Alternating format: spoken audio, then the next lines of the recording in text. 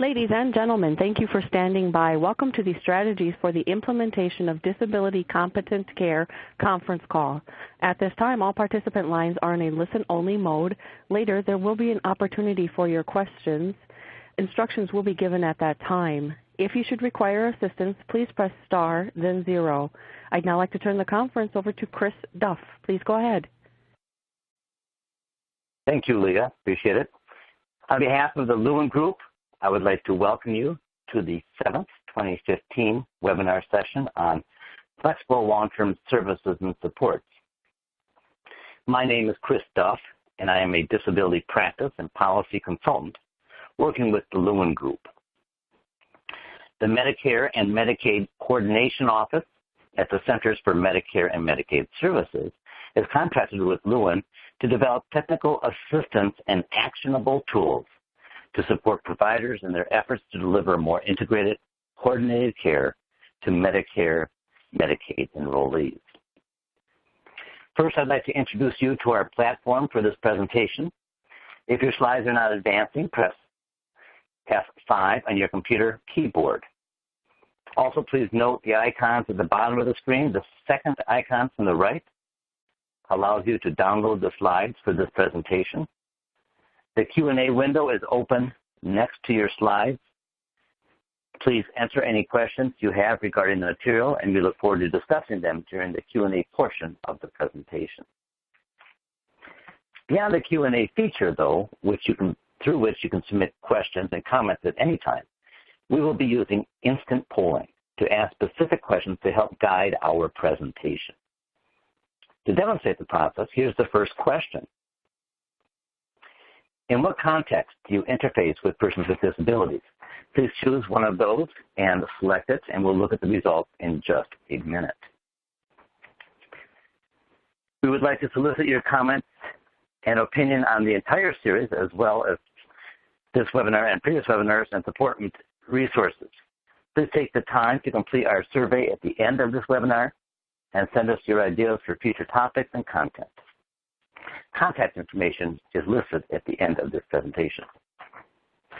Why don't we look at the results of the first poll? So most people, that's actually more than the previous webinar, are with health plans.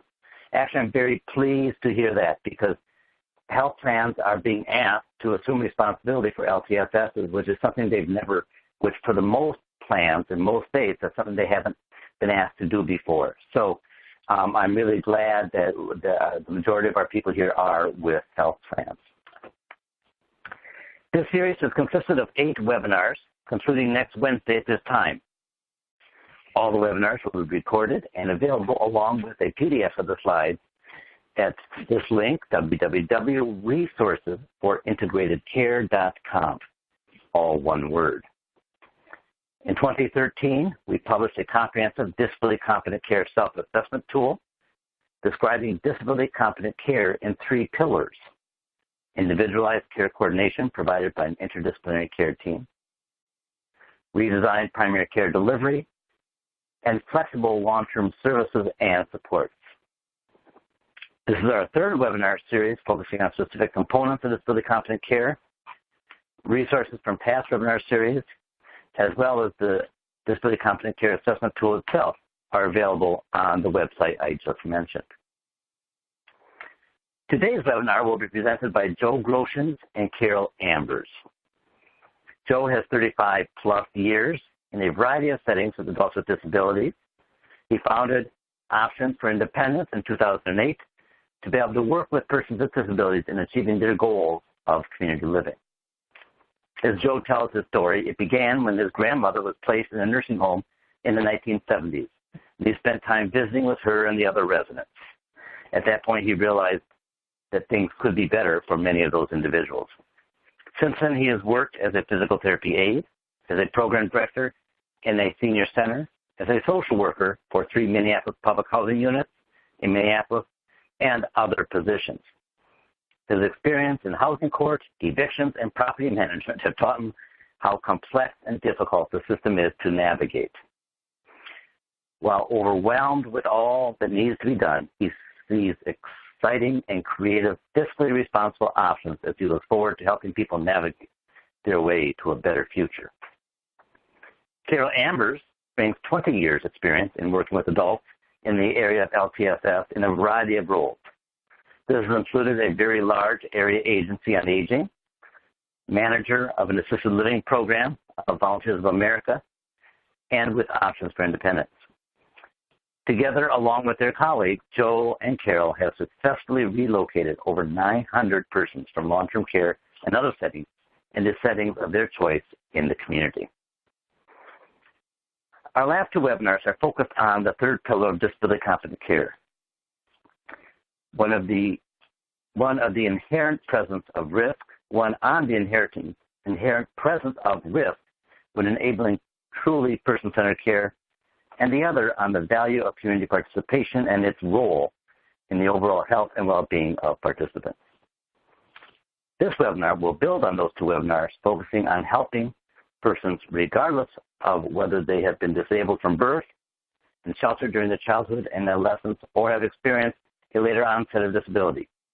In either situation, providers and family members have generally focused on health and stability with little attention nor support to helping them return to the community and creating a life for themselves. Today, the presenters will demonstrate the value of LTSS in supporting persons in the community and the relocation and transition process through the use of first-person stories. Historically, medical providers and health plans have had no incentive nor ability to influence community-based services and supports. LTSS services have existed in a silo separate from the delivery or management of healthcare services and supports. Each silo had their own objectives and drivers, resulting in barriers in achieving the right care at the right time in the right setting. Hospitals assess and stabilize individuals and then discharge them as soon thereafter as possible. Meanwhile, primary care is structured to diagnose and treat episodes of illness, with the assumption they will simply return to their previous life. Today, we will focus on LTSS services, specifically transitional and relocation services. Next week, we will conclude this series and hear from a team who has been working to coordinate and manage care and services across these silos. Traditionally, LTSS is seen as a range of Medicaid and Medicare services, ranging from skilled nursing and personal care assistance, home-delivered meals, home modification, and others. These services are generally viewed as an optional alternative to institutional living and thus a cost-effective way to live in the community. If an individual qualifies for LTSS, which is generally through a Medicaid waiver, they are eligible for these services as needed to support their functioning in the community. I put this slide in to simply remind the participants, the viewers here, of the concept of Maslow's hierarchy of needs, which is based on the premise that foundational elements must be in place for an individual to achieve well-being and a life and community as they choose. The first is basic health, and then mobility and function must be addressed. Many examples of mobility are obvious, such as canes and wheelchairs, but there are also others, such as home modifications or adaptive equipment. All are focused on helping a person function in their home and community. Once these are in place, the individual may need to be provided additional support, such as personal care assistance or transportation supports.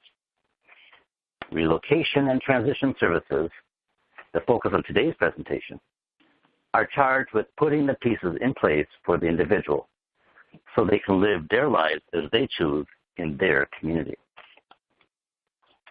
To provide the presenters additional context, I'd like to ask another polling question. How much awareness do you have of LTSS services?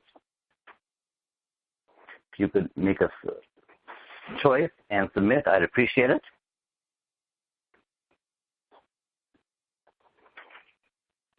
Relocation and transition services were initially developed in the 1970s when states began to close institutions for persons with IDDD or mental illness. This became a rallying call for the disability community, culminating in the Olmstead decision from the U.S. Supreme Court in 1999. This integration mandate, as it is known, is based on Title II of the Americans with Disabilities Act and calls for individuals with disabilities to be offered the opportunity to live in the most integrated setting of their choice. Due to the lack of progress, President Obama issued a proclamation in 2009 intended to fashion an effective nationwide program to enforce the integration mandate. Public agencies across the country operationalize this mandate through relocation and transition services. At this point, let's go back and review the last poll.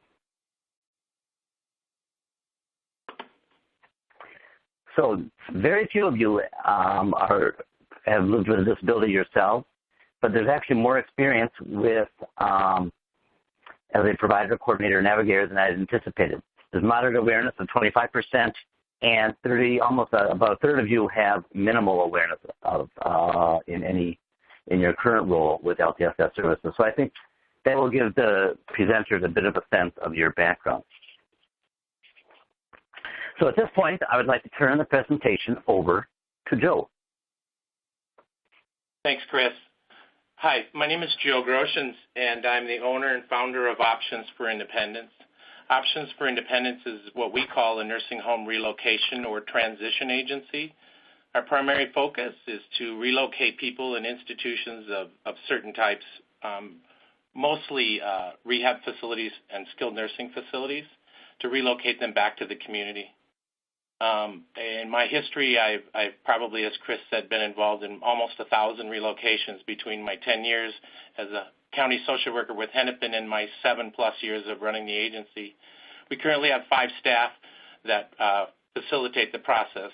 We get our referrals from county agencies and new referrals, and we're starting a new process to work with managed care agencies.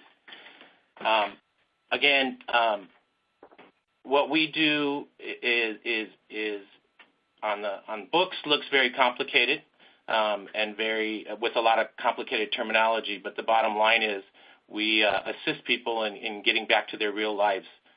Sometimes institutionalization takes over when somebody's been in the facility a little too long. So our goal is to meet the person and to meet their needs and to create plans and work with agencies, housing agencies, home care services, government agencies, and family and friends, and actually the facility staff to relocate these people.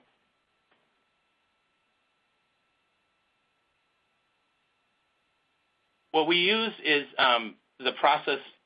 The Olmstead Act is to be all about individuals' rights. So I'm going to hand it off to Carol, and she's going to explain how we proceed with our assessment and implementation of plans focused on that whole idea of it being client-centered. Thank you. Hi, my name is Carol Ambers. I have been working in relocation for about 6 years, previously assisted living, so I have a great knowledge of assessing what an individual needs in the community, and especially coming from nursing homes. The first step is we do a consult together, Joe and I, and we actually meet with the person and we listen to their story. They have a life story. We want to find out where they came from and also where they would like to go. And so the first visit is somewhat like a life story, and we discuss options with them that would work for them in the community and try to discuss what exactly they are looking for to move forward at this stage. And as Carol says, our assessment, we continually realize that these people in this situation have been assessed several times in the last few months. And in order to start building that relationship with our client, we feel it's important to not take their temperature, but to maybe ask where they're from. So our assessments tend to be a little more informal and are centered around the presentation that the client gives us. And then we actually have some basic questions we always ask, and then we'll check with staff and read charts, those kinds of things.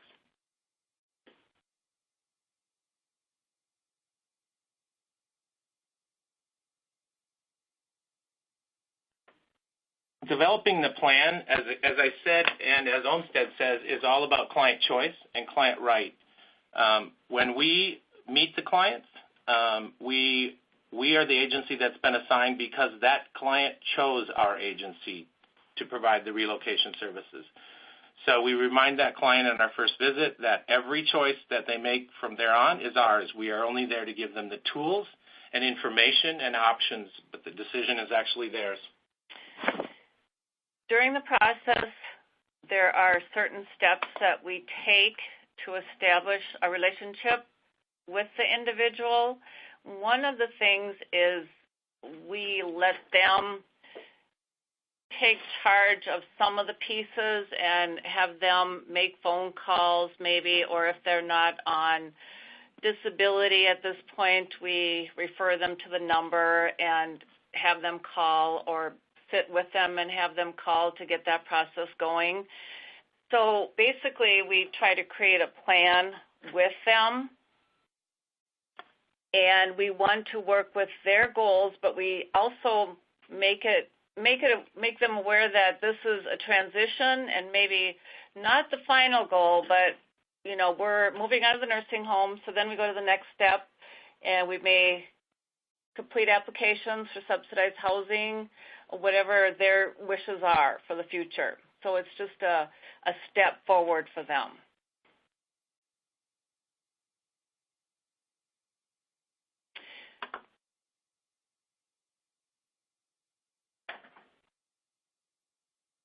Okay, when implementing the plan, it's always it's difficult, the communication world. I later will explain a story that talks about having 12 agencies working with my client on date of discharge, and it's important to keep all that communication in mind and to keep realigning those stars that may fall out of the sky in our plan. Supporting the participant in evaluating identified options, some participants do have specific options in the community. We also can suggest options for them when doing the evaluation. And then as we go along, there's lots of problems that arise during our meetings. And so we advocate as needed to problem solve for them with community people and providers.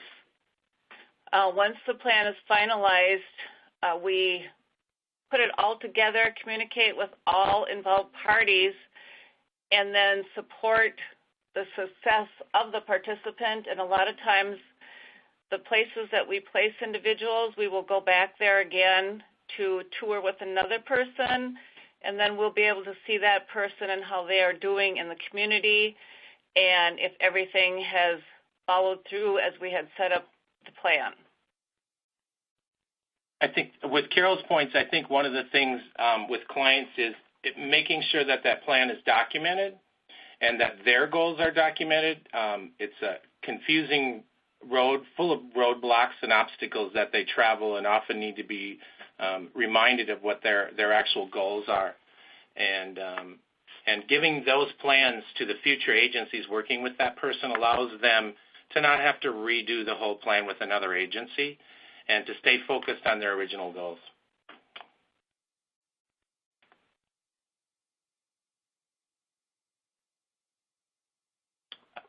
Next, both Carol and I are going to share a story of one of our situations. Placing over 900 people sometimes brings back interesting stories, but this gentleman was a gentleman who was involved in a motor vehicle accident and was a total quadriplegic. Could move his head and one finger on one hand. So, but his goal was to have his autonomy, his privacy, and his own apartment He was a professional businessman for years, and this was an instantaneous change in life. And with his supports, meaning financial, community, family, and his cognitive ability, we let him run the show. He ended up in one of the nicest places that I've moved people to. It was a brand new apartment building. He had a very, very affordable 2-bedroom apartment. His goal was to possibly have live-in staff. But in the meantime, we had to set up services as if he was going to be there on his own at nights, as he was. This is the gentleman that day of move, I think I worked with between 12 and 14 vendors, people from everything from the transportation to pick him up, to get him to the new apartment, to the property manager, to the maintenance gentleman, to the PCA agency, to the gentleman who installed the electric door opener, and to the agency who put in a great deal of equipment so that the client could verbally answer the phone and hang it up, and it had to be installed in both his living room and his bedroom. His goal was to use PCA help during the day, which he's very successful doing, and he set up his life so that if he needs help during the night, he has the ability to do that. Obstacles, roadblocks, this was one of those eye-opening situations that we as providers in healthcare know that some of this might come up. I remember having a conversation with him about finances and explaining to him at the time he would be living on $94 a month. Difficult conversation to have with someone who has 2 children in college and has been somewhat they've been reliable on financially to meet their goals. He's doing incredibly well. This was over 2 years ago that he's placed. He's still in his apartment. He's still using the same services, and his goals are completed and ongoing. He has family, he has agencies, and but more so he does it on his own. And he learned a lot through us explaining things through the navigating process, the rules, who to contact. Oftentimes people ask me how I know what to do. It's not me. It's I know who knows what to do, and I think that's what it takes. So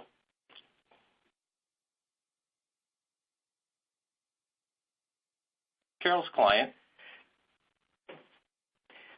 My client had lived with his mom, Mr. Brown, most of his life, and his mother took care of him, and he actually was going to the food shelf.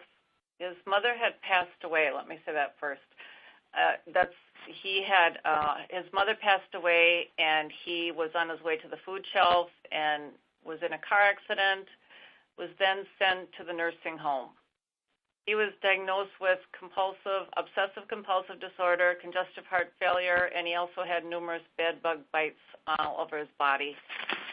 And he was unable to pay the rent because his mother was no longer contributing at this point. When I first met him at the nursing home, he decided that he should stay there, and the staff had made that decision also. And so it took quite a few visits for Mr. Brown to open up, and he was fairly passive and not socially isolated because he had lived with his mom all his life. And he just thought that was a good place for him at the nursing home because he had individuals to speak with. He had activities. He kind of saw them as a family support system for him. So what we had to do is I continued meeting with him, and we talked about being creative and what might work in the community for him, what he was looking for, basically. And eventually he agreed to look at some options in the community. He was going to stay at the nursing home, and then we decided that assisted living would be a good option because that's similar to nursing facility services because he was afraid of living on his own. So assisted living was our choice to go out in the community with him after discussing what was out there. And after about 5 months, we toured an assisted living facility, which had a package of services in place and actually included most of housekeeping, meals, whatever. There was a nurse there 8 hours a day, but the RN was on call 24/7. And he actually had it was a 2-room apartment, and he had his own bedroom, but there was someone next door to him. They also had the pull cords in case something happened, which made him feel safe. And I saw Mr. Brown about 2 years after his move to the assisted living facility, and he approached me and said, "Thank you so much for convincing me to relocate to the community. I love it here. I still miss my mom, but I have made new friends, and I'm very happy." And when I saw him initially at the nursing home, he had that institutionalized look and just not really taking care of himself. But when I ran into him 2 years later, he had bought new clothes, changed his hairstyle, and a total different person, very kind. He was joining in activities with people, and he loved where he was at currently. And that was his goal, to just stay there. These are just 2 examples of a multitude of clients that are placed from all of our agencies. It's just good as a relocation specialist to get back out there. That is a piece that's missing from our programs here is an ability to follow up and to make sure that their goals are still maintained and that they're still in charge of the system. Sometimes when you get things organized like that and you work with a particular vendor, you fall back into some of those institutionalized behaviors. But my favorite part, I guess, is the challenges to all this. I'm a person that if you give me a problem, I'll do everything I can to figure out a way to meet that particular client's needs. Because, again, going back to Olmsted, it's all about what they want and their wishes and requests. When I'm training and working with my staff, they quickly learn how confusing and complex the system is. And it after 30-some years, has gotten no easier. If anything, it's gotten more difficult. So a big part of our job is to be knowledgeable and to be able to articulate our knowledge to our clients to assist them in meeting their goals on their plans. Financially is another huge challenge. Trying to live on $97 while you're in a nursing home, I guess I've got some words about it, but my big thing is it's pretty inhumane to have to live on that amount. But an example was Chris explained my grandmother went to a facility in the mid-'70s, and at that time the personal needs or the allowed money to keep while you're in a nursing home was $48. Well, I can do the math even as a social worker, and it's now up to $97. That makes it very difficult, just as far as their mood and their attitude. But probably our biggest problem, and nationally, is the options for housing, affordable housing, subsidized housing. They're just not there. You know that wait lists are years long, and it's not getting any better. So we have to learn to be creative in some of our options and some of our housing programs, whether it's getting 2 clients to live together or finding a new vendor in the community who has an apartment building that's willing to do some of this. And so that will continue to be is a big part of my focus of my job that I do aside from case management. Probably my biggest piece is the relationships and how to work together. I worked for Hennepin County, the large agency, or the biggest county in the state of Minnesota, and I also worked for the Housing Authority for 7 years before that. Those 2 agencies do not speak to each other. Those are the kinds of things that are going to cause a lot of problems, and hopefully those are the changes that we're going to be making in the future. Everybody needs to come together to realize that housing authorities, home care agencies, and social service agencies are all going to have to work to meet the requirements of the Olmsted Act. And so some of that's beginning. And an example of that is a lot of the managed cares are now starting to do relocation and transition.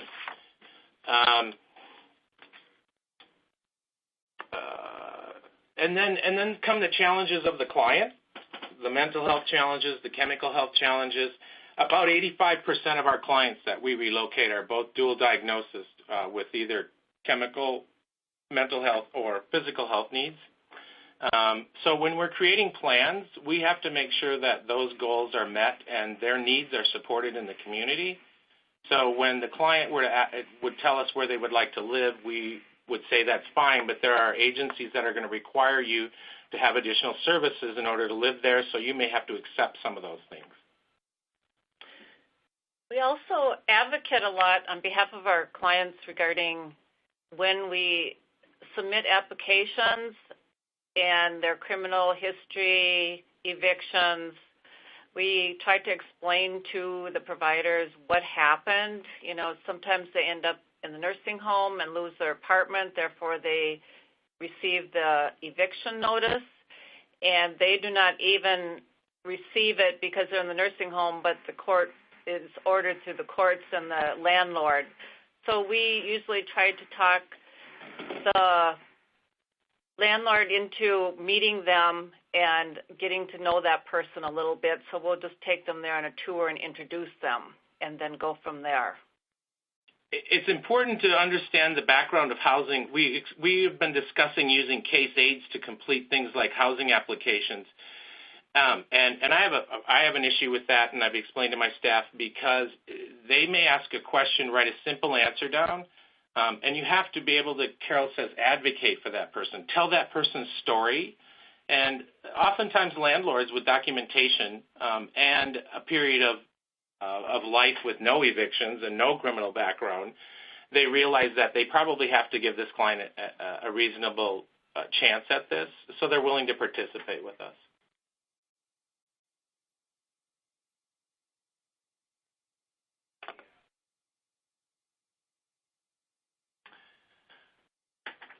Lessons learned. It's been a long road.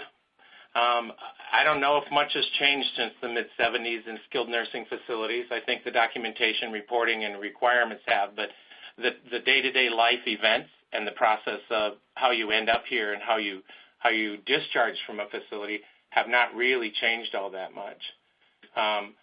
So when we're working with people, we've learned that their plan has to be their plan. We've written plans that we kind of maybe are towards our side a little more, and halfway through we realize maybe we should readjust things. But we've also got to work with the client's disabilities when it comes to be able to advocate for themselves.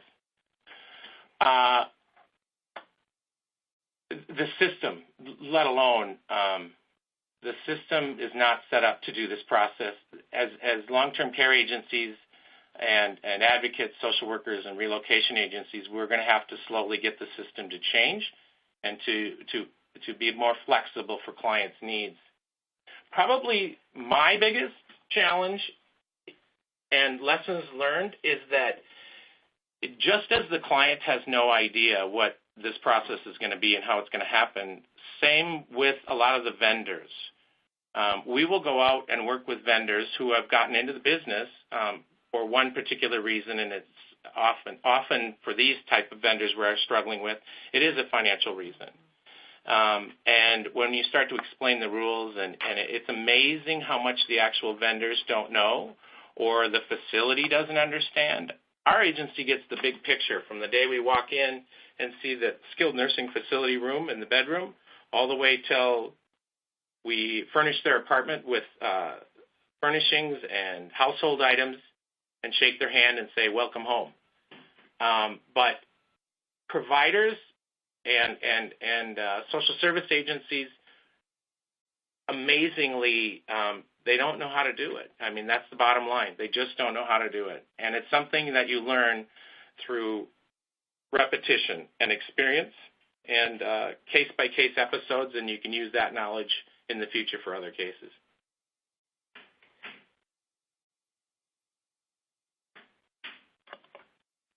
Probably the biggest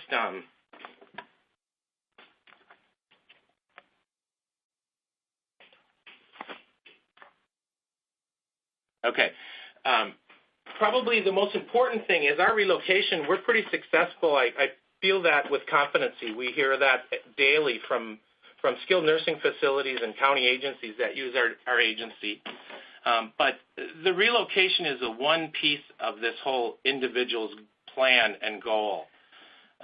Once the relocation is done, the worst thing to do is have somebody sit in their apartment all day.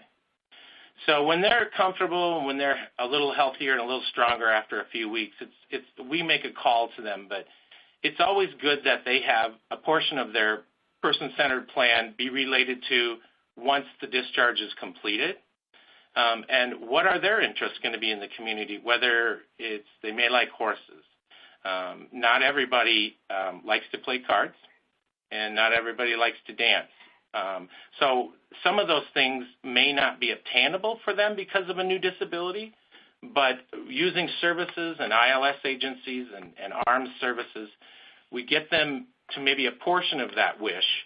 Maybe we can get them to the stable, and they can build beyond that. But it is very important that there be a plan, and that plan stay with that client after discharge to be able to articulate their needs to any agencies that they work with.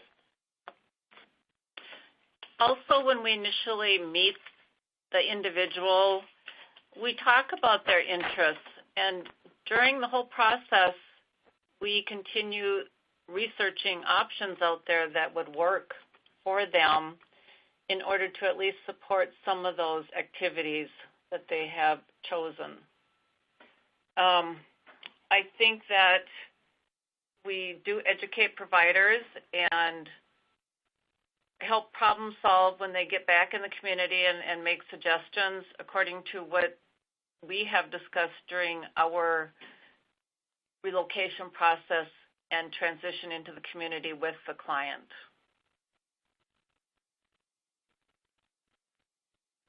Chris?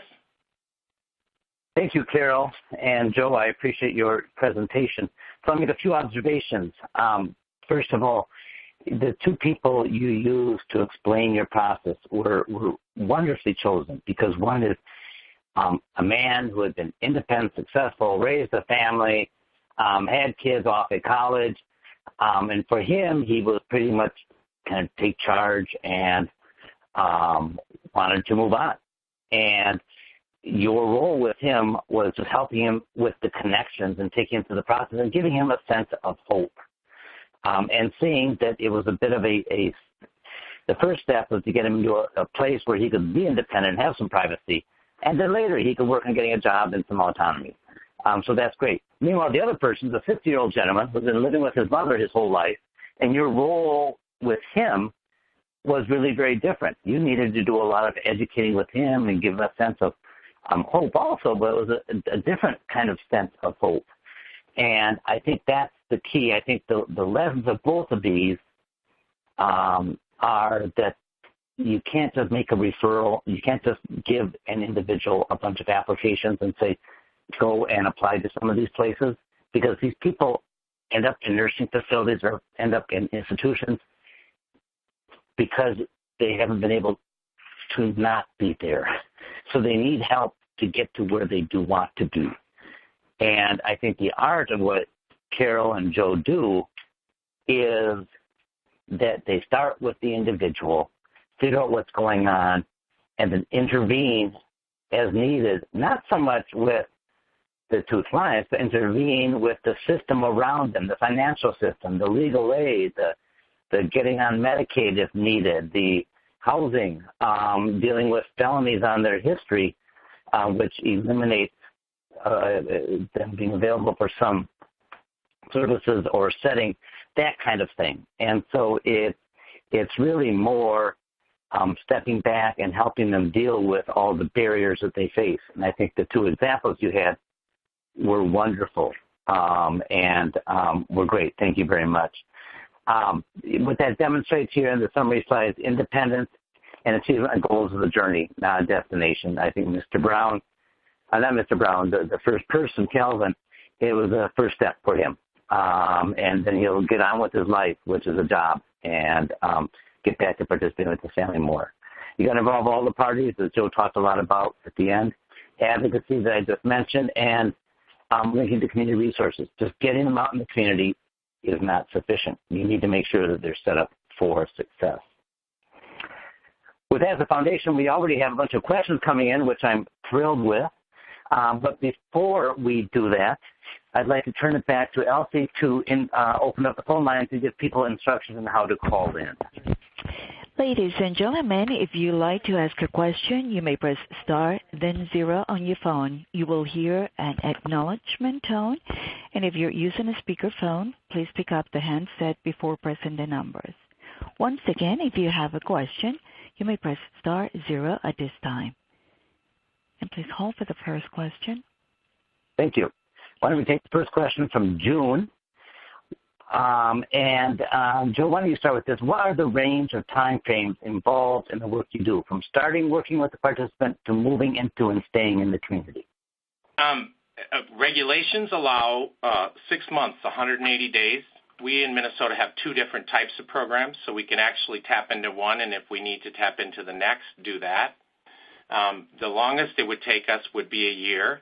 The type of client we have related to their particular needs or their particular issues also is somewhat of a determining how long it will take. If they have criminal backgrounds, if they have evictions, unlawful detainers, those are going to be a little bit more difficult nowadays to place, especially depending on the type of criminal activity. So it's usually timelines. We tell people we'll never get you out under a month, and hopefully before 6 months. Thank you. Another question that came in is kind of a follow-up with that, and Carol, maybe you could take this. Do you stay involved with the participants post moving them into the community? And if so, who picks up in a key supporting or problem-solving resource with the individual after the transition or relocation is over and you're no longer formally involved? Right. A lot of times, if they're going into assisted living, they would have a social worker there, director, an RN, and they have all the services that they need. If they have a CADI waiver also, which then would give them the option of having the case manager in the community that they would choose on their own. If they are going into their own apartment, it would be maybe PCA, ILS, arms worker. Some of them do continue to have a case manager through a health insurance program or through the county. So basically, after we move them, I would say for approximately 1 month, we do receive phone calls and get questions from where we place them or from the client themselves asking specific questions, and we usually help them through that and solve them. That's a piece that when you're creating the plans is really important to involve some of those agencies that are going to be working with the client in the future, whether it is an individual living skills worker or if it is the assisted living program, to maybe put special needs or special requested services on their care plans. But as far as our agency doing ongoing case management, we are under the new Money Follows the Person program that Minnesota has gotten involved in. We are allowed to do case management for up to 6 months and then an additional 6 months if the client requires it. And it is huge. Unfortunately, we have clients we feel and know that had we been there for them, we could have worked through the issue, and there wasn't that person there with the trust and the relationship that they'd built. So the client lost their apartment again, and now they're back in the facility. So follow-up case management is huge. These people are at great risk of returning to these facilities, and they are going to need some assistance in the community. If there's anything I think we're hearing from both of them is people who do this work are not young social workers out of school. These are experienced individuals who know how to listen but even more so, have relationships in the community that they can bring. Joe said to me in a previous conversation, when I take someone to a facility, the facility may on paper say, no, there's no way we can't meet his needs. And Joe said, because Joe has a relationship with that facility, he just said, look, I understand this person. I think he'll fit in well. And at that facility, whether that's an apartment program setting or whatever, is willing to stretch it because Joe's been involved. They trust Joe. And that's really what it takes, is those relationships. So I think to do LTSS relocation work, you really need relationships in the community just as much as relationship skills with the client. Knowledge and relationships and assistance in the community is hugely important. We often get calls back from agencies upset that how come this other relocation didn't do this piece, or how come they didn't? And we don't answer. We just say, well, that's not us. And oftentimes what happens is those agencies will call us when they have openings saying, we really liked working with you. We think you know the type of clients our facility needs. And so it's helpful for us from an agency standpoint. Now, that's ideal. If you have housing settings that are calling you, that's great. Yeah. Here's a situation that I can give to Carol, and this is something that I certainly faced when I was doing some of this work way long ago, when you work with a participant who's working with a provider, and the providers say, this person's very involved, needs 24-hour care or supervision. But as a health plan, that's simply not in their benefit set. How does the health plan or the care coordinator handle that when what probably has happened is they've been put in a nursing home? So how do you work with that? Consider yourself, especially in the position of being a health plan care coordinator or a relocation person, either way.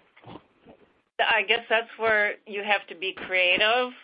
And one option would be an assisted living facility because they provide 24-hour staff.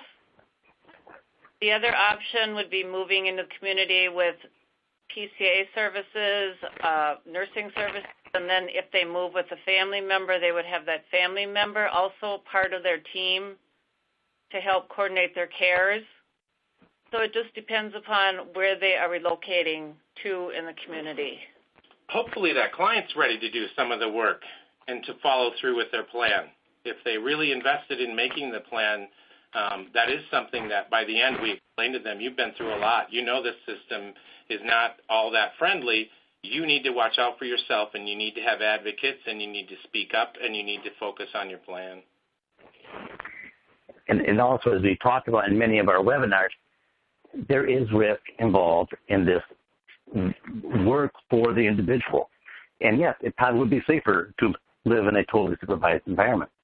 Right. But, with having choice, providers, especially the medical system providers, need to accept and understand that there's risks involved.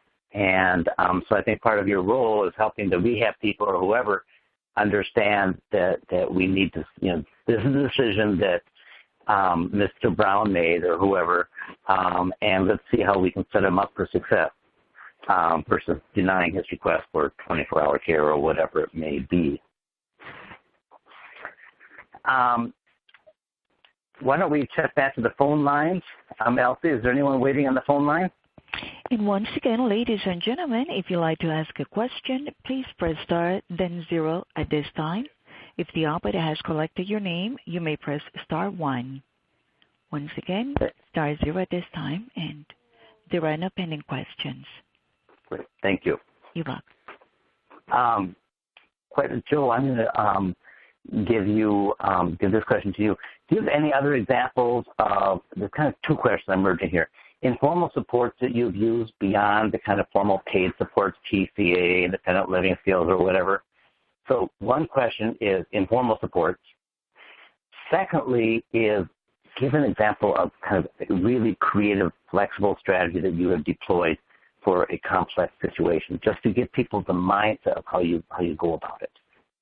And I've seen that question asked a couple times here, and I guess at the moment it's really hard to think of those creative ones, but I think the informal supports, as much as it may be unethical, other clients we've relocated. One of the things I do if I move somebody to a building, the way we get in is not through management to see the apartment because there's wait lists and they won't let you in, but it's through a client that we previously relocated there. And clients like helping each other out when they establish relationships with other people in the nursing facility, and they're all trying to get the same thing done. So when they're out, they're always willing to help another person who's also gotten out. As a property manager, probably the most important worker you have is your building maintenance man.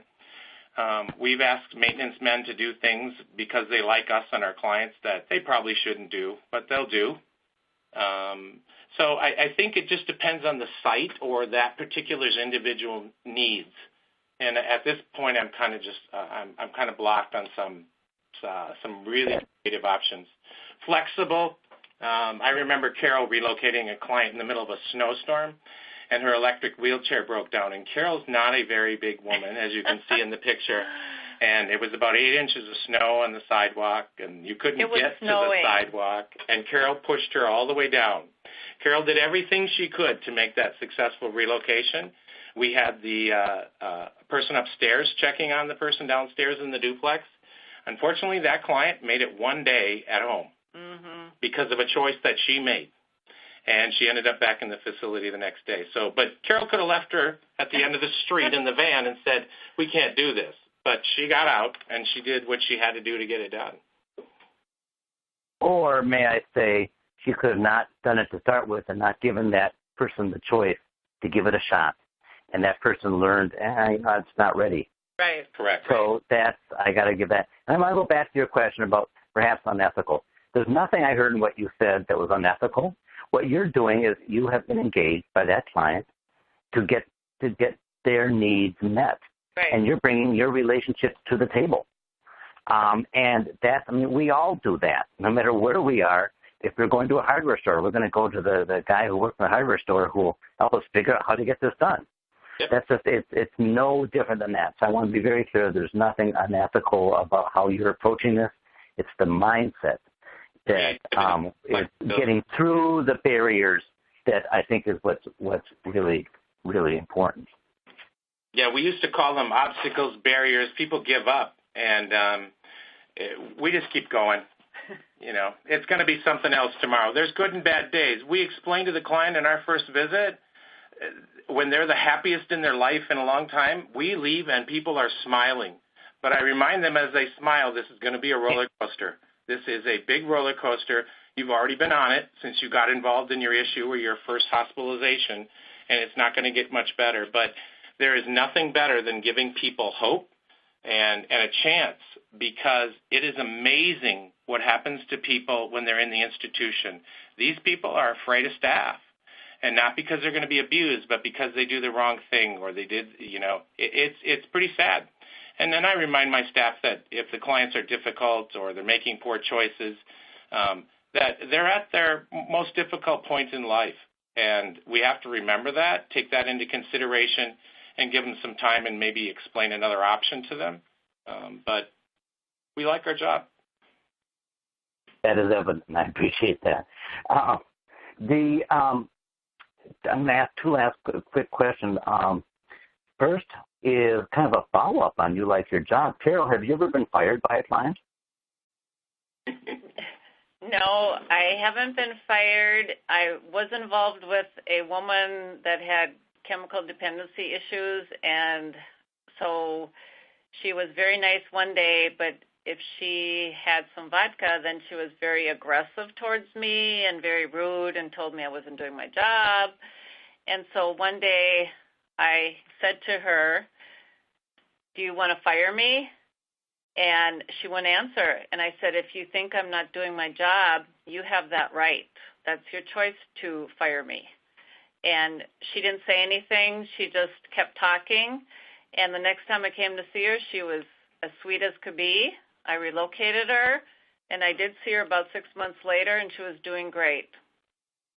What I love about that story, Carol, is that, all of us in the field, we can all think of a couple clients that we're always working with. Oh, God, once I get through Sally, once I get through Joe. And our tendency is to try to fire them ourselves. But you refused to do that. Right. And you kind of turn that back to her and put her in charge, and try to hold her accountable, but did so in a nice way, and that's great. That's a great response. Another question for you, Carol, is how do you address, we all have come across a lot of people with very unrealistic plans. How do you work with that, especially family members who may view the plan as unrealistic, but the person really wants to do it? I think the first step is to remember that it's the client's choice and not the family member's choice. And what we do is, like I said, we have a lot of visits. We don't initially make that decision and state where they're going or, this is it. We tend to explain options and be realistic with the person. If we've got a family member who feels that the placement isn't appropriate, a big piece of that is to ask that family member to come along with the tour. Mm-hmm. We often have to convince our clients to go look at somewhere because geographically they tend to place themselves in a small area.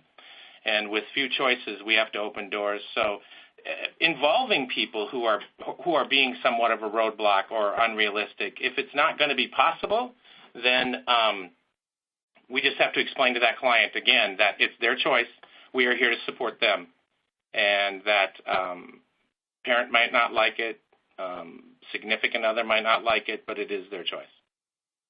And eventually, I think that once you work with these people and you get to know the family does respect our opinion and what we're doing for them. We provide a safe environment. That is always important, that it is a safe environment. And therefore, the family eventually understands as we go along with the process and they attend meetings what our goals are and what we can and cannot do and provide for that person. It's not always successful. As I explained, we've had people who make it one day. We've had people who make it less than one day. I had a gentleman who we put together an incredible plan for. He was very brittle diabetic. The nursing home director of nursing looked at me as I left with him that day and said, it's not going to work. It was the day before Christmas Eve, and Christmas Eve morning, like 12 hours after we had moved him, there was an ambulance at the site, and that nurse happened to actually live in that neighborhood. So my client begged to be back into the facility in the same bed within 13 hours of discharge. And this, unfortunately, was because of a staff incident that was very serious. Didn't wake up my brittle diabetic in the morning to do blood sugars, and documented they did. But eventually, that client, I placed him in a very close family setting. He's been there 6 years with only one ER visit. So you just keep attempting and try other options. That's a great closing response, actually, to say, oh, okay, that didn't work. But you step back, you looked at it, and then that family option is great. Thank you. I need to wrap it up at this point because we're running out of time here. But before I do so, I want to quickly ask two final polling questions, if I may. These are designed to help us figure out where we go from here. This is the next to last webinar in this series, and we want to get a sense of where we go. So to assist us in developing additional information about disability competent services, what would be the best means or vehicle to provide this information or material to you and your colleagues? Please choose what you prefer, and feel free to choose all of them if you prefer. We'll give you just a minute to complete that, and then we'll move on to the second one.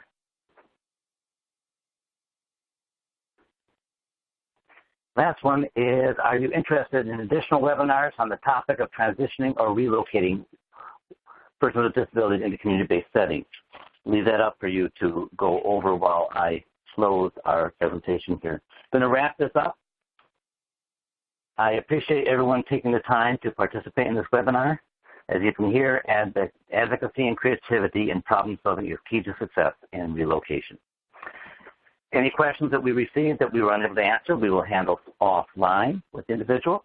Next week at this time, we will explore the functioning of the care coordination team. Everyone who has signed up for this webinar will receive notice of future webinars, as well as tools and other resources we are able to provide. Again, I would like to thank Joe and Carol for their participating with us and presenting. I think their creativity and attitude is what makes them successful in their work. On behalf of Lewin and the Centers for Medicaid and Medicare, I appreciate your attendance in this.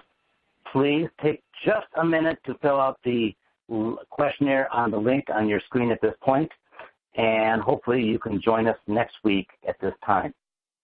Thank you very much. Ladies and gentlemen, that does conclude our conference for today. Thank you for your participation and for using AT&T Executive Teleconferencing. You may now disconnect.